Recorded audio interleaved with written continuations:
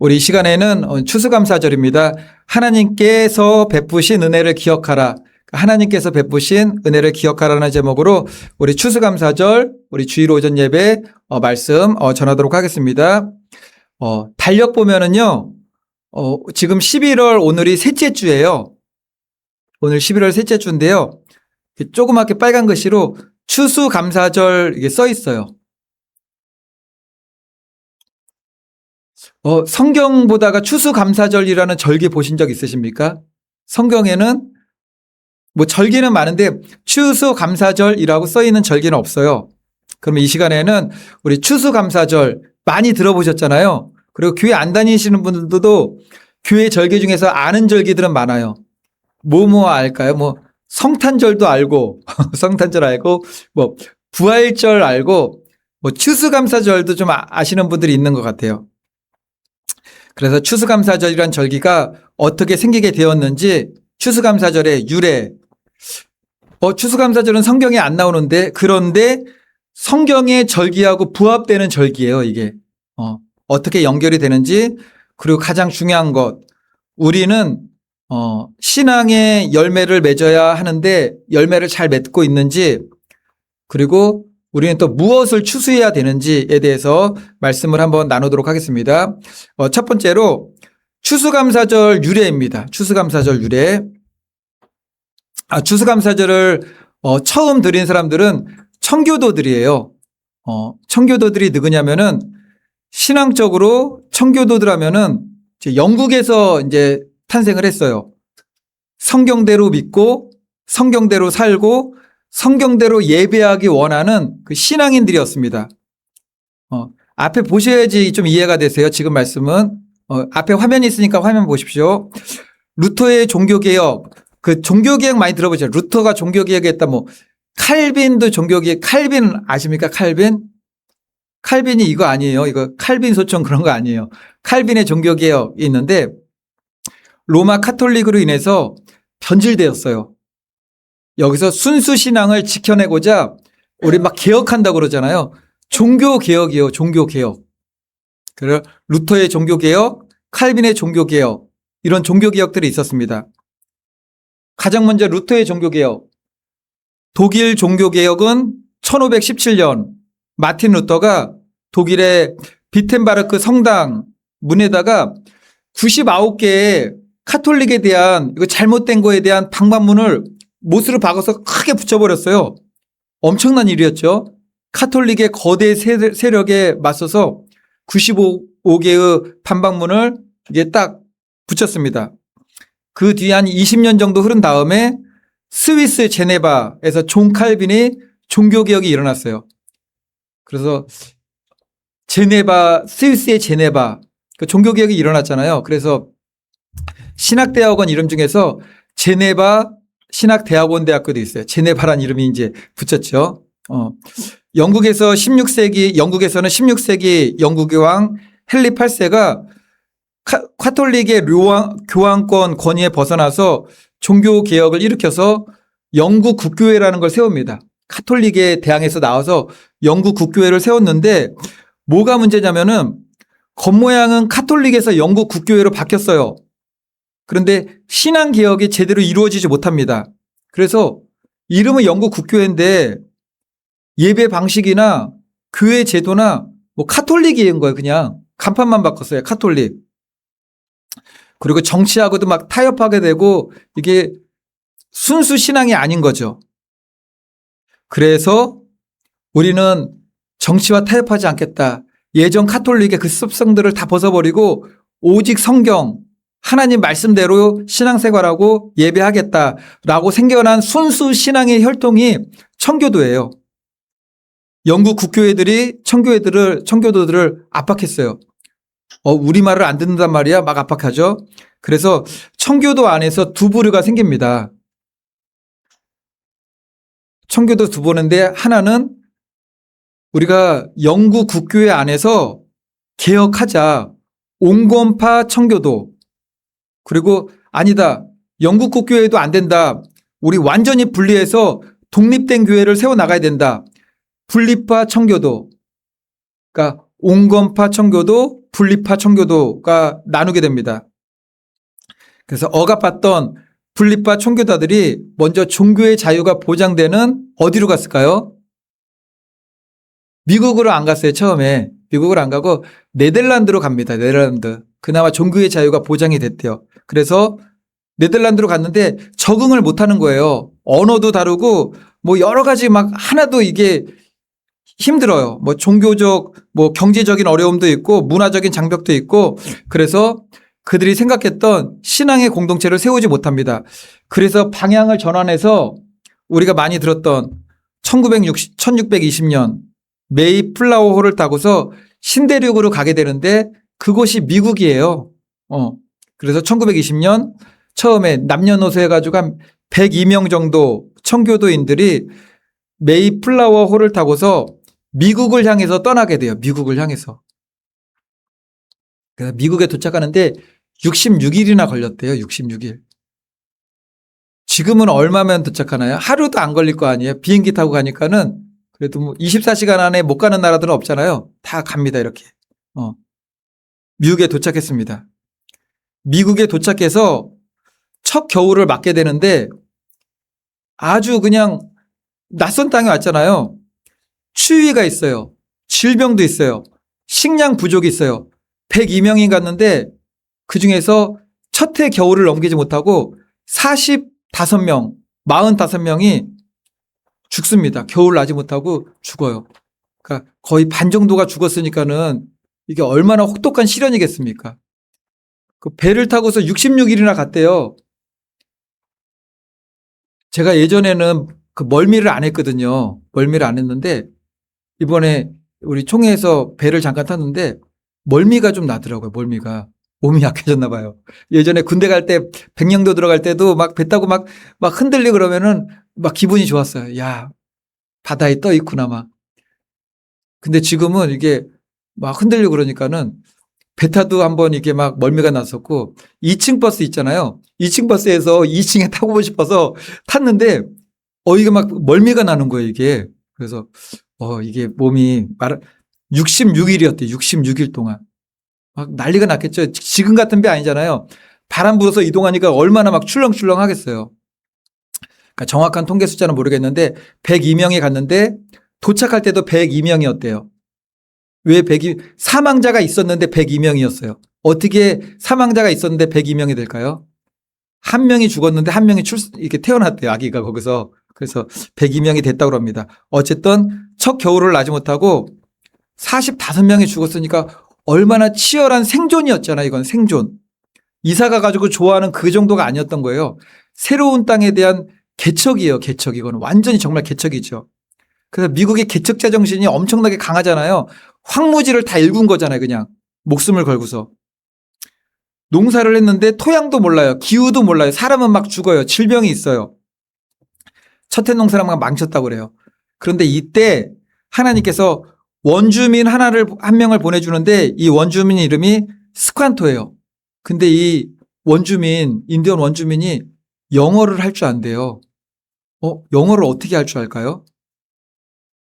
이 신대륙이라고는 하지만 여기가 사람들이 처음 발견한 땅은 아니에요. 왔다 갔다 했었나 봐요. 그래서 이 스톤카라는 원주민이 과거에 유럽인들한테 잡혀가지고 끌려다닌 경험이 있었나 봐요. 그래서 영어를 배웠대요. 거기서 영어를. 잡혀가서 영어를 배웠어요. 근데 영어를 어쨌든 간에 할 줄 알게 되었어요. 그래서 신대륙으로 온 청교도들한테 옥수수 심는 법, 고기 잡는 법, 추위를 이기는 법, 이 땅의 토양이 어떤지에 대해서 막 알려줍니다.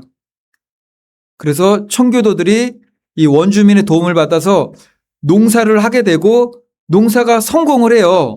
그래서 하나님의 은혜에 감사해서 처음으로 이제 추수하는데 그 감격이 얼마나 대단하겠어요. 102명이 왔는데 45명이 죽는 그 겨울을 보내고서 농사 한 번 또 실패하고 막 그런 우여곡절 끝에 이게 첫 추수해서 너무 감사해서 예배드린 거예요. 우리는 이거 추수한 건 아니죠. 이게 다 어쨌든 이게 다 이렇게 열매들이긴 하지만 우리가 드리는 이 감정하고는 비할 길이 없는 거죠. 그 첫 추수감사 예배를 드렸는데 그것을 이제 매년 드리게 돼요. 이게 전통이 이어지게 내려서 이제 나중에 교회에 그것이 정착하게 됩니다. 그래서 추수감사절 예배가 이렇게 드리게 되었던 거예요. 400년 전 미국 땅을 밟은 청교도들이 추수감사 예배를 드리는 모습. 그런데 오늘날 우리가 추수감사절 예배를 드리면서는 우리가 보통 무엇을 생각하죠? 앞에 이렇게 과일도 있고 뭐 채소도 있고 뭐 쌀도 갖다 놓고 지금하고는 풍경이 좀 많이 달라진 것 같아요. 지금은 너무 깔끔하잖아요. 예전에는 우리나라도 직접 다 농사한 거 갖다 놓지 않았습니까? 이게 막 가만히 막 갖다 놓고 그랬죠. 우리 성도님들 중에서 좀 부유한 분이 있으면은 집에 있는 소 끌고 와서 매달아놨을지도 몰라요. 이렇게 묶어놓고 예배 끝나면 이거 우리 먹자 그러면서 막 가만히 들어놓고 뭐 막 집에서 따온 거 막 올려놓겠죠. 이렇게 올려놓고 막 어쨌든 우리가 앞에 쌓아놓은 온갖 과일 곡식을 보면서 아 이렇게 농사를 잘 되게 해주셔서 추수 잘하고 수확을 거두게 해주셔서 감사합니다. 이런 마음으로 우리가 추수감사절 예배를 보통 드리잖아요. 한 해의 그 곡식에 대한 거. 그리고 좀 믿음으로 신앙적으로 생각해 보면은 하나님 우리가 1년 동안에 어떤 신앙의 열매를 맺었나요? 그렇게 이제 생각을 합니다. 그런데 초창기 청교도인들이 추수감사절 예배 때 드릴 때의 마음은 그 마음이 아니었어요. 이게 쌓아놔가지고 추수를 해주셔서 감사합니다. 그 마음이 아니었어요. 그 마음은 일부분이고 어떤 거냐면은 살아남게 해주셔서 감사합니다. 생존이에요. 생존. 이거는 그냥 씨 뿌렸더니 농사 잘 됐다. 그 정도가 아니었던 거예요. 살아남은 거예요. 살아남은 거 그냥. 우리 살아남았어요. 반이 죽었는데 살아남았어. 첫 해 겨울을 넘기지 못하고 반 정도가 죽고 혹독한 시련의 시간들을 멈추면서 이 땅에 대한 토양에 대한 거 아무것도 모르는데 누구한테 배웠습니까? 원주민한테, 미국 원주민한테 배운 거죠. 막 말 그렇게 하면서 소통하면서. 이제 아마 우리 오직 예수교회도 그러는 날이 올 거라고 믿습니다. 시간이 흐른 뒤에 하나님께서 지금보다 풍성한 교회의 부흥을 주셨어요. 예를 들면은 교회를 건축했다고 칩시다. 이제 지금보다는 많은 사람들이 모여들 거 아니에요. 예배 드릴 때 사람들이 어떤 생각을 할까요? 이제 교회에 이제 그쯤 돼서 모여든 사람들은 아, 예배당을 건축해 주셔서 감사합니다. 그런 마음이 들겠지만 초창기 개척 멤버들은 어떤 생각을 할까요?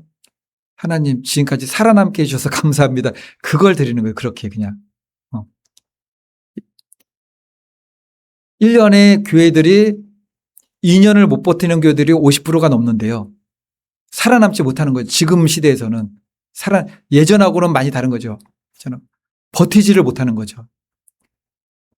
근데 추수감사절과 같은 그런 부흥의 때를 허락하신다면은 하나님 살아남게 해주셔서 감사합니다. 그 마음하고도 비교도 못하겠지만 청교도인들이 첫 추수감사 예배는 그거였어요.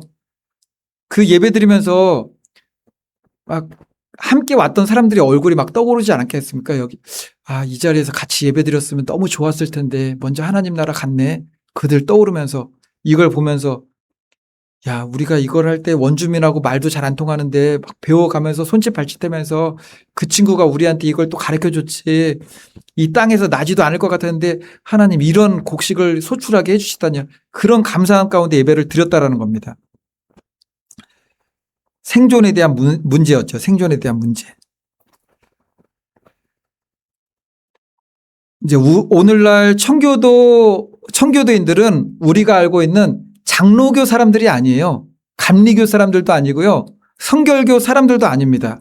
굳이 구분하자면은 처음에 네덜란드로 갔다가 다시 미국으로 건너온 분립파 청교도들인데 이걸 굳이 이렇게 구분하면은 이분들은 지금 저희도 총회가 세워지고 제가 노예에 속해 있고 이런 모임들이 있잖아요.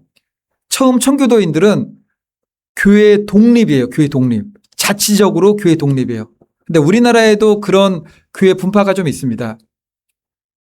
침례교는 침례교 교단이 있지만 성서침례교회, 성서침례 그쪽 신학 공부하신 분들은 교회가 자치적으로 이렇게 서나가는 것 같아요. 이게 그분들이 이제 청교도 그쪽으로 내려온 분들은 아니지만 그렇게 해가지고 회중교회라고 해요. 회중교회. 그 회중교회는 우리가 좀 이해하기는 좀 지금 우리 이게 교회 형태하고는 좀 많이 다릅니다. 그런데 오늘날 청교도 신앙이 가장 진하게 남아있는 교단이 어딘지 아십니까? 장로교단이에요. 장로교단.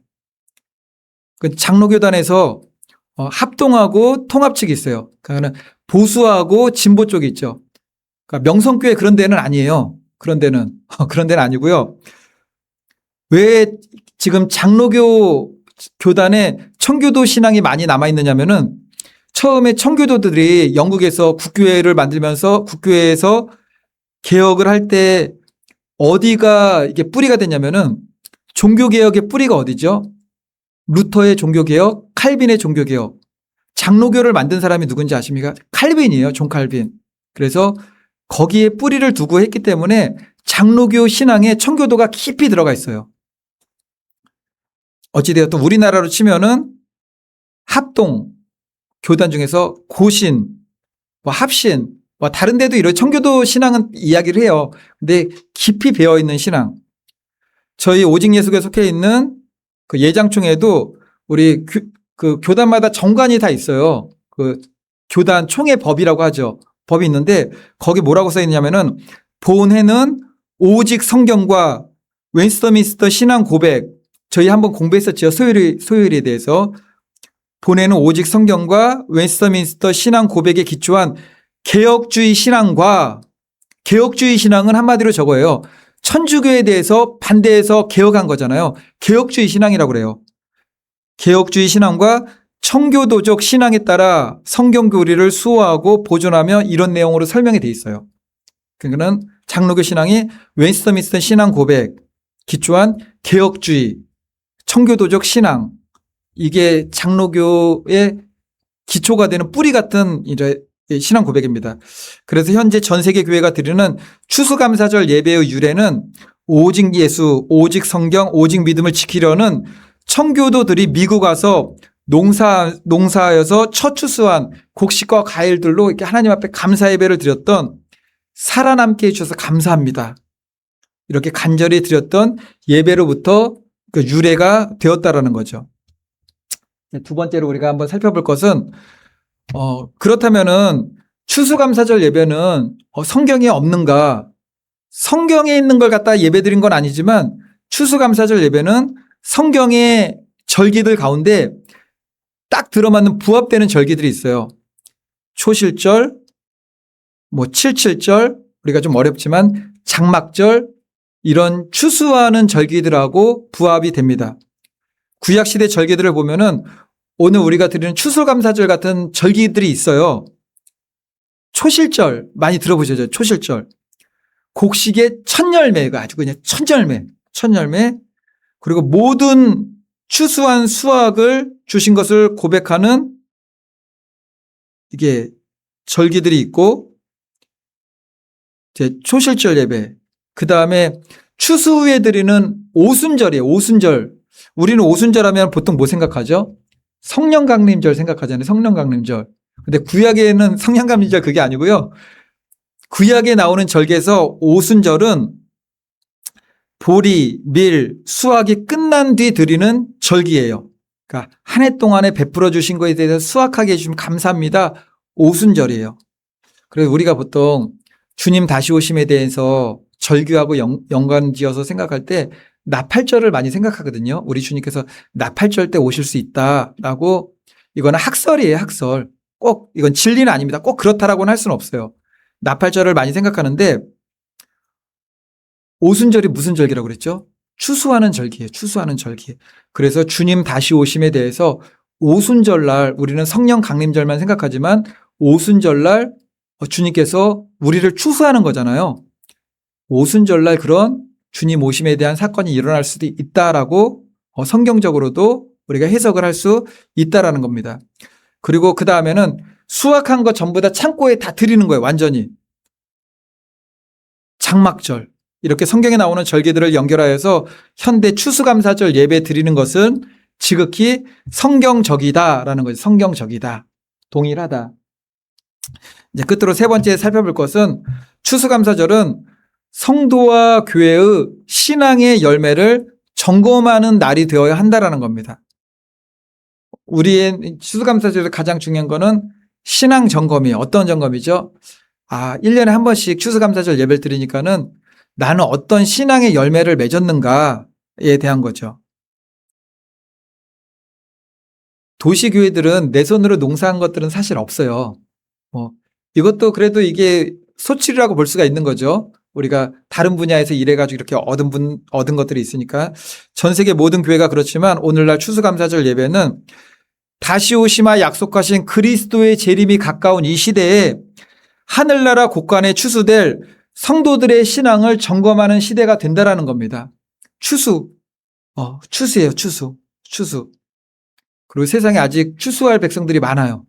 천국 곳간에 들어가야 되는데 아직 못 들어간 곳간들이 그 영혼들이 많잖아요. 영혼 구원, 그것이 추수라고 볼 수가 있는 거죠. 가장 먼저는 내 안에, 내 삶에 어떤 열매부터 있어야 될까요? 감사예요. 감사 열매.